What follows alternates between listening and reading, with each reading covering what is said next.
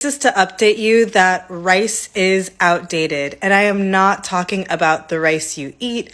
I'm talking about the acronym RICE: rest, ice, compression, and elevation, that has been used for decades as the most effective way to treat an injury. Recent studies have shown that resting for too long after an injury can actually delay your healing, leading to muscle atrophy and joint stiffness, which ultimately just causes you more pain. Recent research has also shown that applying ice to an injury does help with your pain and your inflammation short term, but it actually impairs your healing process by restricting blood flow to the injured area. Okay, so you get it. RICE is outdated. The new acronym for injury healing is MEAT, and it includes early mobilization, gentle movement, and proper nutrition to promote healing. MEAT stands for movement, exercise, analgesics, and treatment. So if you're healing from pain or from injury, make sure you're not doing the RICE method. Make sure you're not resting for too long